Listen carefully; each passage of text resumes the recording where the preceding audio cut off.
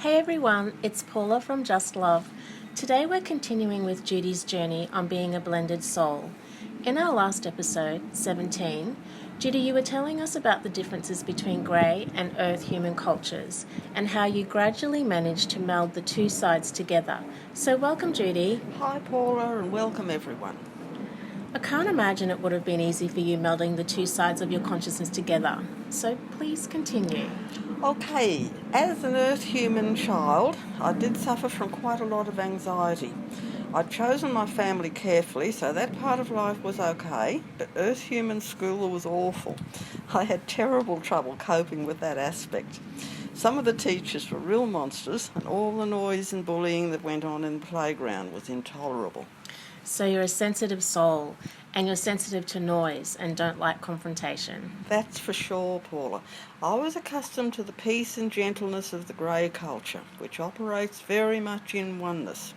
I found the competitiveness, noise, bullying and aggression down here so hard to cope with. Then on top of that was the nightly fear. All through these half-remembered experiences of contact, I knew the beings who visited me were not human.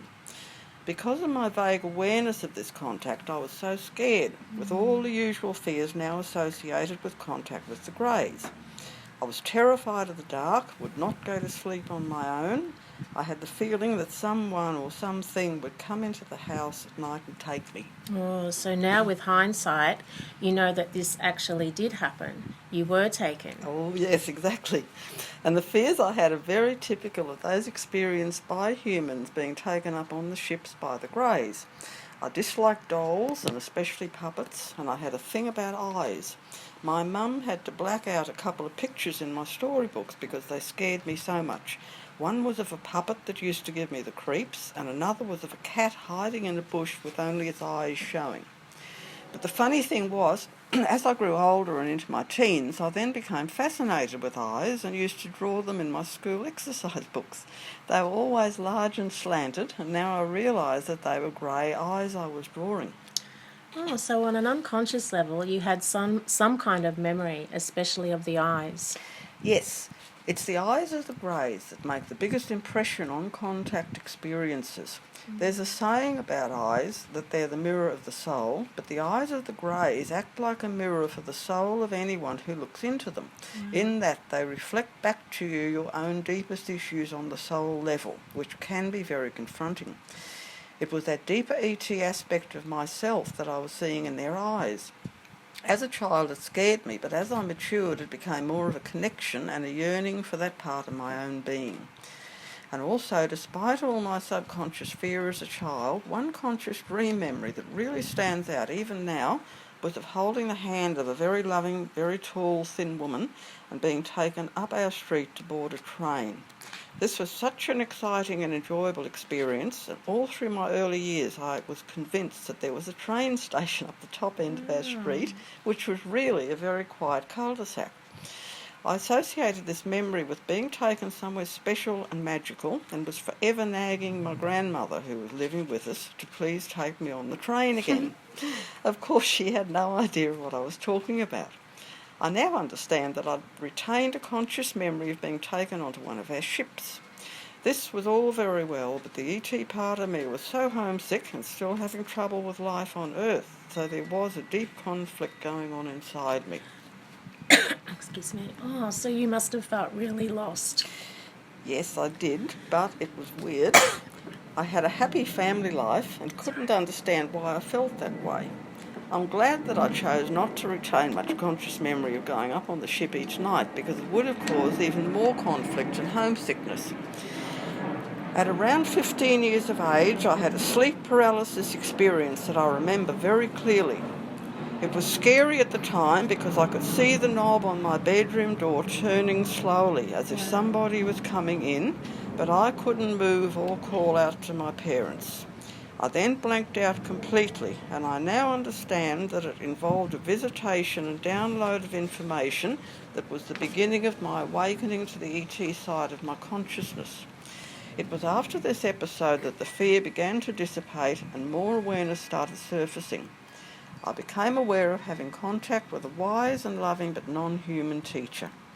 By this time I'd escaped the school system, which enabled the ET family to step in more fully and guide me into making certain choices to prepare me for my ambassadorial role between the two cultures, Earth human and Greys. I'd actually set all this up carefully before my birth into the present life by choosing a multicultural and very open-minded family with the shamanic Romani background on my dad's side. Yeah, so Judy, I can see so far, like with your story, how important reincarnation is and how much a part of our evolutionary journey.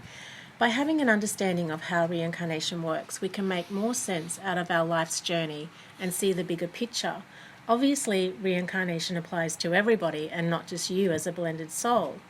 There's a book written by Neale Donald Walsch. It's actually a children's book entitled The Little Soul in the Sun, and it explains reincarnation so eloquently. The concept of reincarnation has a lot of misinterpretation surrounding it, so if anyone has trouble getting their heads around it, this book is a good read. In fact, it's a must-read. Anyway, that was a bit of an aside, so back to your story, Judy. Wow, Paula, that book sounds like it contains very valuable teachings. A proper understanding and acceptance of reincarnation is so important for our evolution as a human species. It really helps us to get a better grasp on the concept of oneness. It gives us a much deeper empathy and compassion towards others, and as you said before, Paula, it really helps us to see the bigger picture. All of the off-planet people that I know accept it totally as fact and can recall their past lives, as I've been able to do since childhood. Yeah. But yes, my choice of family was very important because I needed a loving, supportive family to help me through the initial difficulties, and I also needed tolerance and understanding to encourage me along the way. My dad's grandmother was out of a Spanish gypsy background. She was a dancer and also a very talented psychic medium, and that's the side of the family I took after most strongly. This being the case, I was also drawn to a career as a dancer, and through that I became deeply involved with the local Spanish community. In this way, I was being trained in performing in public up on a stage in front of an audience, and I was also being prepared for my ambassadorial role in working to assist two foreign cultures to come together in peace and harmony. With the repressive Franco regime active in Spain back then, many people were escaping and resettling here in Australia. I was sometimes called upon to assist Spanish friends who couldn't speak English and to help them to assimilate and find work, which was very stressful for them. So some counselling was often involved as well. I was only in my teens and not formally trained to do this, so I often called upon my non-human teacher to help me out. All right, well, I know this sounds rather obvious and possibly personal, but when you say that you called upon your non-human teacher to help you out, how did you do this? Did you talk to him just like you talk to anybody else, or was there some other way that you communicated with him? I just talked to him in my head. By then I had it figured out that he was a bit of a soft touch, and that if things weren't going well for me, a few well-timed tears would usually bring him to my assistance. I do confess to having exploited this somewhat. I had a sense of what he looked like, and I knew he wasn't human in the earth sense of the word. I'd never heard of Greys, but I could feel a devic connection with him, which the Greys certainly have, being insectoid humans. So I used to refer to him as being one of the old ones. I was aware of a different appearance, and I could sense so much love and kindness there with him. Many years later, when I was taking part in a meditation group, he channeled many beautiful spiritual messages through. I have around 40 of them, and we'll read one or two out in some of our interviews. Oh, that would be great to do that, Judy. I noticed that you call your teacher him. You refer to him as being male. How did you determine this? Again, I sensed it with him. The Greys aren't as gender polarised as Earth humans, but male and female gender still applies with them. It seems that a female person down here tends to work with a male ET teacher or guide, and a male person will have a female off-planet teacher or guide. It's about balancing the polarities of yin and yang, negative and positive, to create the most balanced energy. Well, that's interesting, but it makes sense because it's always about balance. So please continue with your story, Judy. Okay, by the early 1980s, I was married and living on an acreage property which was fairly isolated. And this was where I had a really weird experience with an owl that hung around for 3 days, just perched on fences and staring at me. On the third day, I was sitting under the house reading a book when the owl flew in through quite a narrow doorway and perched directly above my head on a rafter. Whoa. This totally freaked me out. I ran for my life with the book held over my head. Not long after that, in 1983, I had a full-on daytime encounter with body paralysis, a strange buzzing sound in my head and some missing time, Wow. during which time the ETs showed themselves to me and I recognised them as family. A massive download of information was given and the ET side of my consciousness stepped in more fully. So it was a sort of walk-in experience, aided by the teacher. I was reminded of who and what I am and why I'm here, and was asked if I still wanted to continue with the mission. So you were given a choice, and obviously you chose to continue. I think the fact that you were given a choice really portrays how loving this presence was. You couldn't have said no, because it would have been like giving up a part of who you are. Still, they considered that you might not want to continue with the mission. Yes, for sure. I've never spoken about this much, but I have a clear memory of meeting with my teacher Maris one night about a week before the main encounter when the walk-in happened. We met together in a beautiful forest setting on the bank of a stream and we talked and talked. He was basically explaining the whole mission and reminding me of all that I'd forgotten. My ET connection, my Grey family connection, who and what I am, etc., etc.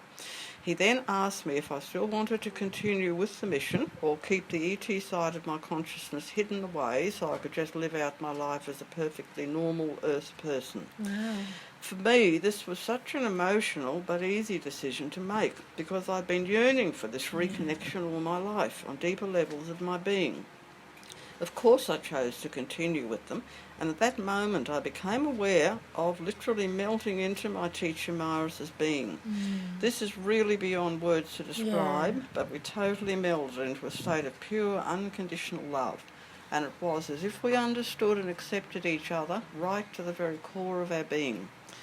I woke the next morning with a very clear memory of this meeting and felt desperately homesick for the next few days. The following Sunday was when the awakening and walk-in happened. Okay, so what went on with that? Well, it was a Sunday and my husband's family were visiting us. During the afternoon I started feeling a bit off, like I was coming down with the flu, so I excused myself and went upstairs to lie down. Next thing I found myself paralysed from head to toe and a weird buzzing sound going on in my head, giving me a headache. I panicked a bit, not knowing what was happening. Then I became aware of 3 non-human looking beings in the room. My eyes were closed, but I could see them, and 2 of them were standing between where I was lying on the bed and the window. This was the moment when I recognised them as family and that the teacher was there as well. All my fear instantly dissolved and an incredible wave of love surrounded us. They were perfectly real and solid and partly blocking the sunlight coming in through the window. I could feel something, an energy, coming into my body through the top of my head. Wow, so what happened then? After my ET consciousness was downloaded, which was what the energy coming in was, into my crown chakra, we had a long discussion on what I needed to do to enable me to continue with my grey work. They made a joke, teasing me in a very friendly family way and telling me that I'd hidden myself away in the country long enough. It was time for me to get back to work. I was told I'd be moving back to town to continue with my work. And so did this prediction come true? Oh yes, in a big way. Over the next 3 years, many significant life changes happened. We did move from the acreage property back to the city, and opportunities were presented, seemingly coincidentally, enabling me to carry out the required studies and preparation. The ETs had advised me to learn meditation, and because I was a dancer, they suggested I learn Tai Chi to help ease myself into it. I hardly even knew what that was back then, and they explained that it was sort of like yoga, only with more movement. They also told me that I'd be learning a type of natural healing technique and that someday I'd be teaching these things myself, which seemed a very daunting prospect at the time. Despite all of this, it still took time for full realisation to surface. When the ETs place a download like this into your mind, it does tend to filter through bit by bit rather than just hitting you all at once. When things like this happen, it's an awful lot for our 10% active Earth human consciousness awareness to digest and process. Yeah, I can certainly appreciate that. So how do you integrate ET consciousness? with varying degrees of difficulty depending upon your human nature, background, belief system, level of fear, etc. For me, at first the ET aspect didn't even register. On the human level, I'd never heard of ETs. It just wasn't part of my reality back then. I knew that the visitors weren't human, as in Earth human, so I thought of them as being devic. Part of my training involved taking part in the meditation group, in which I learned to do spiritual healing and automatic writing in the form of messages that I mentioned earlier, given to me by a teacher who I knew as Maris. I didn't realise it at the time, but this was part of my training to enable me to write my books. Maris always took on a slightly more human appearance when he overshadowed me during meditation, so as not to scare the others present, many of whom were clairvoyants. He often appeared dressed in a white robe and looking quite angelic. The higher evolved rays do work closely with what people down here think of as the angelic realms. Wow, we've covered so much in this discussion, but I know that you have a lot more to talk about on being a blended soul, which we will follow up in later interviews. This is all so very interesting, and I can't wait to speak more about it. So thank you so much, Judy. And for the listeners to read more, Judy's latest book, Extraterrestrial Presence on Earth, and her other two books, The Zeta Message and Human by Day, Zeta by Night, are available through Amazon and Kindle. You can go directly through Judy's website, which is included in the link below. So if you like this video, please share it with your friends and subscribe to this channel. Again, thanks Judy, and we look forward to our next Q&A session. Bye for now.